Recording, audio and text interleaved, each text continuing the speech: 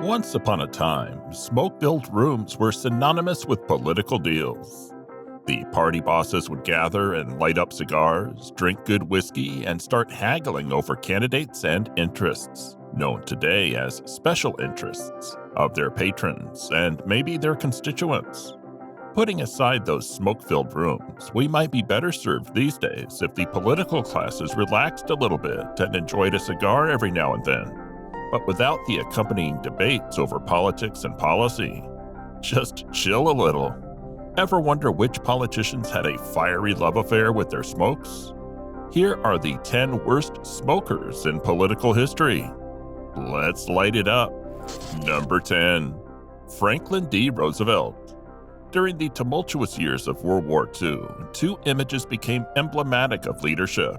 Winston Churchill's indomitable spirit personified by his torpedo cigar, and Franklin D. Roosevelt's iconic long-stemmed ivory cigarette holder, held rakishly aloft as he grinned. A stark contrast emerged between these images and the attempts of some political figures to airbrush out the significance of tobacco. In stark contrast, Adolf Hitler went so far as to airbrush out Joseph Stalin's cigarette from an official German photo, deeming it inappropriate for a, quote, historic agreement between two great nations. However, it's worth noting that Hitler himself was a tobacco user, with Camel being his brand of choice. Photographs depict him as a heavy smoker, chain-smoking his way through adulthood.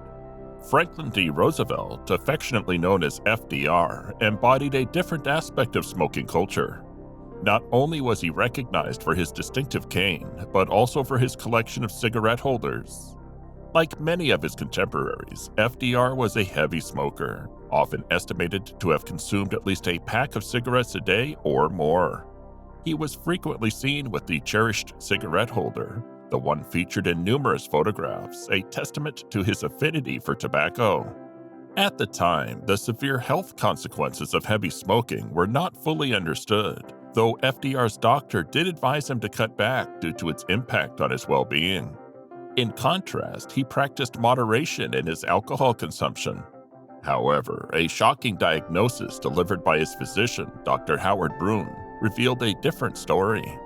FDR was grappling with severe hypertension and congestive heart failure, prompting strict medical directives. He was prescribed digitalis, placed on a restricted diet, and, perhaps most challenging, instructed to limit his smoking to just 6 Camel cigarettes per day. Roosevelt's health took a pronounced downturn after his grueling 18,000-mile journey to the Tehran Conference in 1943, where he strategized with British Prime Minister Winston Churchill and Soviet Premier Joseph Stalin to combat Adolf Hitler. Upon his return, an ailing and exhausted FDR experienced weight loss, and his trembling hands struggled to complete simple tasks like lighting cigarettes or signing documents. Number 9. Bill Clinton. Now let's venture into the scandalous world of the 42nd President of the United States, Bill Clinton. His presidency was marked by a series of memorable images and an indelicate association with cigars that no one can forget. During his time in the White House, smoking was still very much in vogue. However, Clinton faced an unusual challenge. As First Lady, Hillary Clinton decided to take a stand against smoking in the White House. She removed all the ashtrays, effectively banning smoking within those hallowed halls. However, when it comes to cigars, Clinton's legacy takes an unexpected turn. There's a legend that emerged during the 90s suggesting that Clinton had a special VIP HERF, a cigar smoking session, with Monica Lewinsky. According to the story, Bill watched Monica enjoy a cigar in a way that most of us aren't accustomed to hearing about. Yes, she allegedly used the cigar for a purpose that, let's say, wasn't its intended one. She masturbated with it. In her defense, a cigar is similarly shaped to other things, which can be very confusing for some. This revelation sent shockwaves through the nation and added yet another layer to the ongoing investigation. Clinton's penchant for unlit cigars in his mouth suddenly became the subject of intense scrutiny. Interestingly, while Clinton never admitted to using cannabis during his time in office, he did confess to experimenting with it during his 1992 presidential campaign. In his own words, quote, "I've never broken a state law. But when I was in England, I experimented with marijuana a time or two, and I didn't like it. I didn't inhale it and never tried it again." It's worth noting that in retrospect, Clinton's presidency left a complex legacy when it came to drug policies. He implemented certain anti-drug legislation, including mandatory minimum sentences, which many argue contributed to a disproportionate number of minorities being imprisoned for nonviolent drug offenses. Number 8. Theodore Roosevelt. Now let's take a wild ride with the 26th President of the United States, Theodore Teddy Roosevelt. This larger-than-life figure was known for his rugged masculinity and a lifestyle that included hunting, whiskey, bacon, and, of course, cigars. But the story of Teddy and his cigars has a unique twist. As a young boy, Roosevelt faced an unusual prescription from his father. Despite suffering from asthma, young Theodore was instructed to drink coffee and smoke cigars. It might sound counterintuitive, but this was an attempt to alleviate his asthma attacks. As he grew into adulthood, reports about Roosevelt's cigar habits are a bit conflicting. Some sources suggest that he gave up smoking, while others claim he continued to enjoy at least one Cuban cigar every day. While we can't confirm if a cigar a day kept the doctor away, Roosevelt's love of cigars adds another layer to his enigmatic personality. Number 7. Laura Bush. Let's take a closer look at Laura Bush, the former First Lady of the United States. In her early years, Laura Bush was known for her candid response to a question posed by her future grandmother-in-law, "And what do you do?" Without hesitation, Laura replied, "I read, I smoke, and I admire." Smoking was an integral part of her life, offering a respite from the demands of her husband's family and political aspirations. Despite describing herself as reluctant in the months leading up to her husband's presidential bid, Laura Bush had a penchant for unwinding with a Kent cigarette.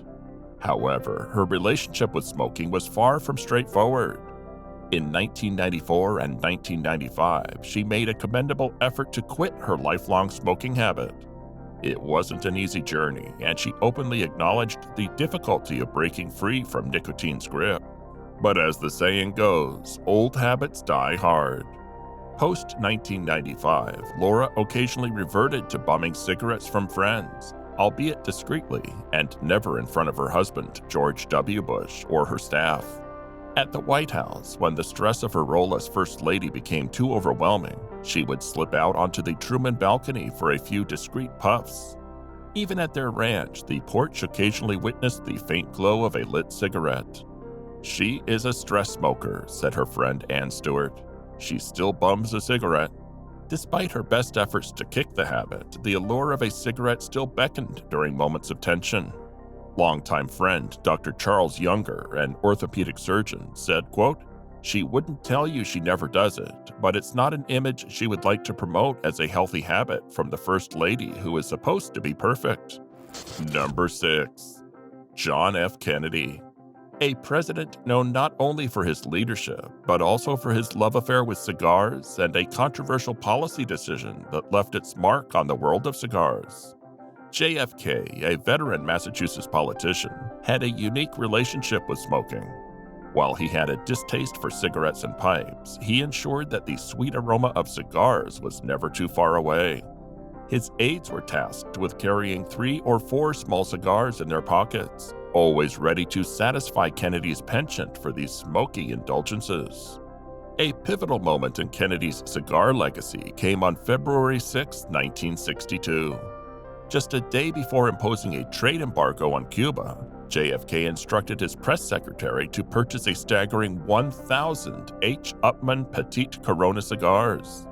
This bold move turned him into a trendsetter, prompting Time magazine to report that, quote, "Cigar sales have soared.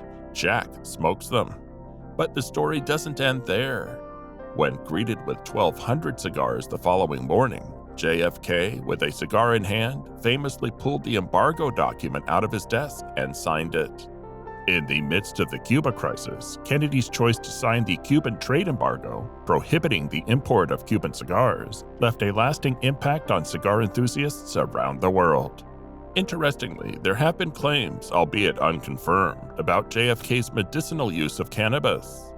Reports from various outlets over the decades suggest that he used cannabis to alleviate injuries he sustained during World War II and to manage symptoms of Addison's disease, a severe adrenal disorder. Adding a touch of scandal, tabloids have even reported that he was introduced to cannabis by his mistress, a spicy twist to the Kennedy legacy. Cold turkey may be great on sandwiches, but there's a better way to break your bad habits. We're not talking about performing a cutting-edge surgery with a chainsaw from your neighborhood lumberjack. We're talking about our sponsor, Fume, and they look at the problem in a different way. Not everything in a bad habit is wrong, so instead of a drastic, uncomfortable change, why not just remove the bad from your habit? Fume is an innovative, award-nominated device that does just that.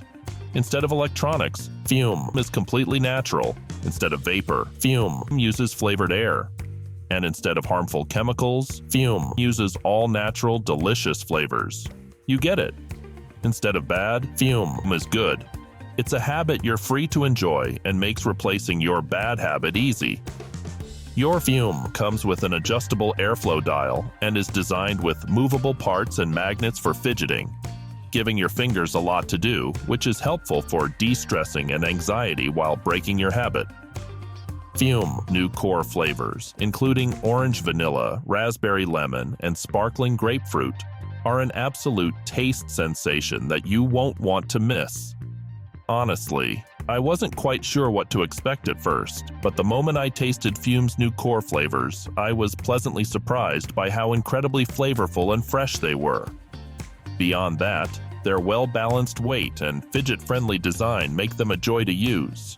Not to mention how cool and stylish they look with the real wood finish.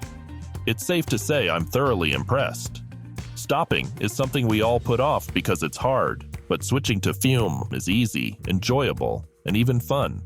Fume has served over 100,000 customers and has thousands of success stories, and there's no reason that can't be you.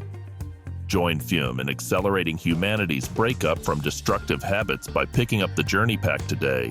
Head to tryfum.com, Vintage TV, or scan the QR code and use code VintageTV to get 10% off when you get the Journey Pack today. That's tryfum.com and use code VintageTV to save an additional 10% off on your order today. Number 5. Calvin Coolidge. Let's uncover the intriguing story of President Calvin Coolidge, whose cigar habit was as powerful as his personality and politics. Coolidge, the 30th President of the United States, had a distinctive way of starting his day. He would kick off his mornings with a foot-long Cuban cigar, and by noon, he had often smoked as many as 3 of these colossal Super Coronas. Coolidge, also known as Silent Cal, had a peculiar relationship with cigars. They were more than just a personal indulgence. He used them as props or even weapons to influence people and conversations. One of the most peculiar aspects of Coolidge's cigar affinity was how he handed them out during breakfast meetings with members of Congress. After sharing a meal, he would distribute cigars and light up his own.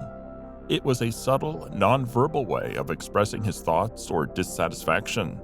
When Coolidge agreed to something under duress, he wouldn't vocalize his discontent. Instead, he'd simply mumble into his cigar, a tactic recounted by Ike Hoover. George Tinkham, a fellow Massachusetts state senator, recalled an encounter with Coolidge at the Boston Athletic Club. Both men sat down with cigars, but Tinkham, eager to glean information, bit into his cigar nervously, scattering tobacco as he talked. Coolidge, on the other hand, maintained his silence, using the rhythmic motion of his cigar to keep his Silent Cal reputation intact. During his presidency, Coolidge often held early morning White House breakfasts with senators and congressmen. These gatherings were his way of securing support for his legislative agenda. After breakfast, as cigars were offered to the legislators, Coolidge would raise the day's important issues. Despite the oddity of smoking cigars so early, no one dared decline the president's offer, giving Coolidge a sense of control and leverage in the discussions. Even in private meetings with senators, Coolidge employed his cigar tactics.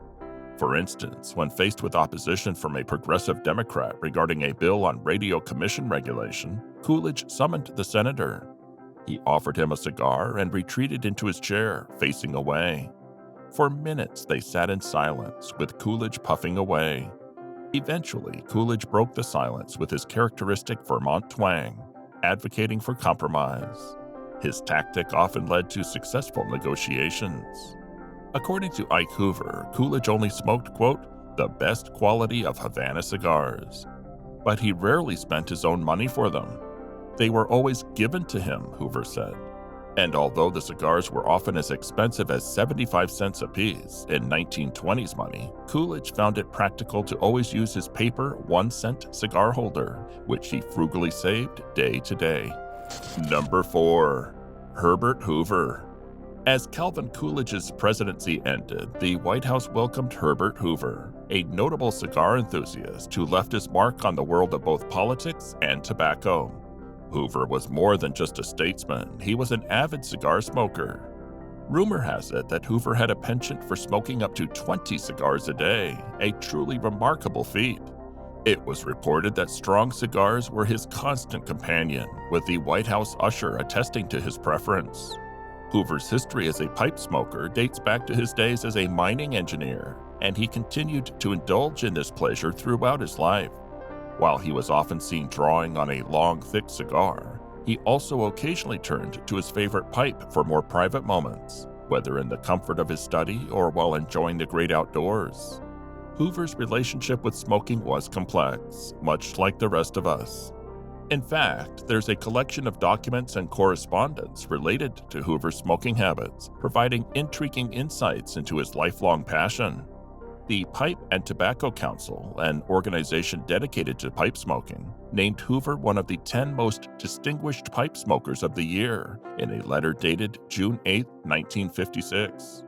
While no direct reply from Hoover is found in the records, it's clear that his reputation as a pipe enthusiast was recognized. In May 1964, H.B. Mosman, secretary of the International Association of Pipe Smokers Clubs, extended an invitation to Hoover. They wanted to honor him as the Pipe Smoker of the Year at their banquet in New York on August 14th. A gentle response from Hoover's office conveyed his deep appreciation for the offer, but declined due to his age of 90 and a restricted schedule under doctor's orders. Number 3. Andrew Jackson. Moving on to the 7th President of the United States, Andrew Jackson, we uncover a man who had a unique relationship with cigars and tobacco, as well as a rumored connection to cannabis. Jackson, often referred to as Old Hickory, was quite the character. He's believed to have been among the early adopters of pairing cigars with coffee, a practice he cherished.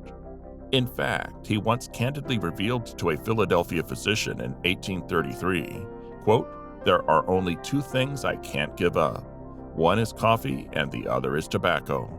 This insight into his preferences gives us a glimpse into his daily habits and what he held dear. Even Jackson's wife, Rachel, was known to embrace the enjoyment of cigars. The veranda of their Nashville home became the stage for Rachel to indulge in her love for cigars, joining her husband in this shared pastime.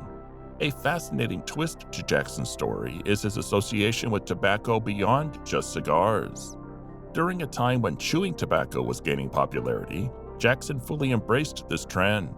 He set up a remarkable 20 brass spittoons in the White House, reflecting the widespread acceptance of chewing tobacco during his era. However, Jackson's connection to mind-altering substances didn't end there. He was rumored to have smoked cannabis alongside his troops during wartime, specifically during the Mexican-American War. It's believed that he recognized the potential therapeutic benefits of the plant. Interestingly, discussions have emerged in recent years about the possibility of relaxing the strict regulations around marijuana use in the U.S. Army, with considerations for waivers for legal marijuana users. Number 2. William McKinley.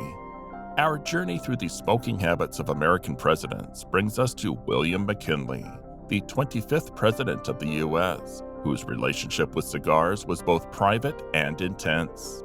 Despite his reluctance to smoke in public or have his photograph taken with a cigar, McKinley's love for cigars was no secret. In fact, presidential historian Carl Anthony noted that the White House's chief usher had vivid memories of McKinley's cigar passion. He described McKinley as, quote, "perhaps the most intense smoker of all the presidents during my life." It was rare to catch a glimpse of McKinley without a cigar in his mouth, except of course during meals or when he was asleep. McKinley's fondness for cigars developed during his time as a congressman. He faced a demanding workload and the added stress of caring for his ailing wife. In the midst of this turmoil, he discovered solace in the simple pleasure of an after-dinner cigar. However, his wife did not share his enthusiasm for smoke, so he would retreat to the sidewalk outside the Ebbett House, a Washington, D.C. residential hotel, to enjoy his cigars. This ritual, pacing up and down the sidewalk as he smoked, became his way of finding exercise and solitude in a demanding life. Once McKinley ascended to the presidency and occupied the White House, his cigar consumption increased. The White House's second floor, during his time, encompassed both the family quarters and the executive offices. This allowed McKinley to balance his love for cigars in different settings.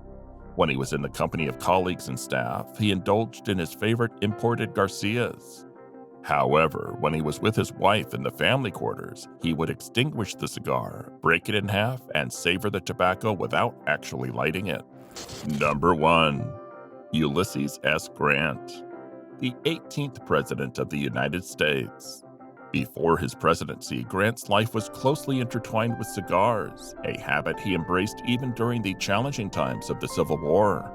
As a Union general during the Civil War, Grant gained a reputation as a dedicated cigar smoker. It's said that he would smoke up to an astonishing 20 cigars a day, a habit that reportedly intensified as the war progressed. Remarkably, there are even accounts of Grant enjoying a cigar during battle. Such was his reputation for enjoying cigars that people began sending him their finest brands as a token of appreciation.